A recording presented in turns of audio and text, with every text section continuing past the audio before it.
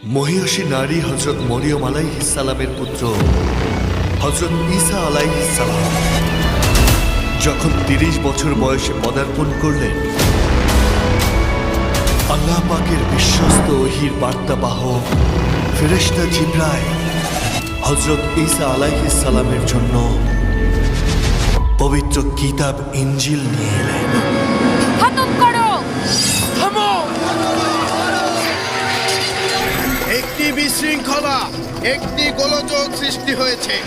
১০০ জনেরও বেশি আহত ও ১০ জনের অধিক নিহত হয়েছেন। হে খোদা, আপনার বাহিনী পাঠান, এই বান্দার দোয়া কবুল করুন।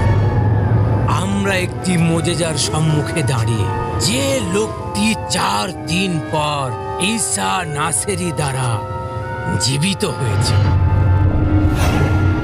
ঈসা সীমা অতিক্রম করে গিয়েছে, ইহুদি পণ্ডিতদের ধৈর্যের বাঁধ ভেঙে দিয়েছে।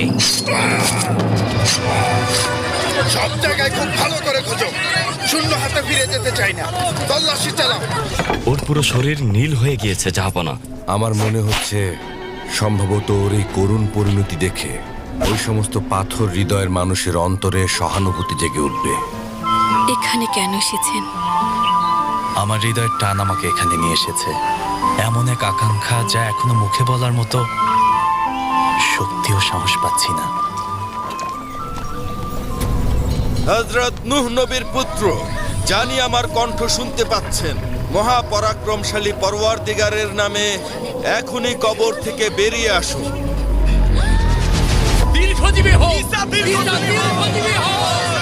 মুসা ও ইহুদিদের আকীদা অনুযায়ী কাফের হয়ে গিয়েছে।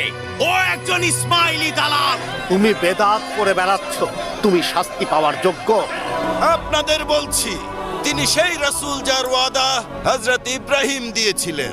হে বনী ইসরাইলগণ, শুনুন, আমি আল্লাহর পক্ষ থেকে আপনাদের জন্য প্রেরিত নবী। আমি তার পক্ষ থেকে সেই মহান পুরুষের আগমনের সুসংবাদ দিতে এসেছি। তার নাম হবে আহমদ। ঈসা নবী সিরিজটি দেখতে চোখ রাখুন।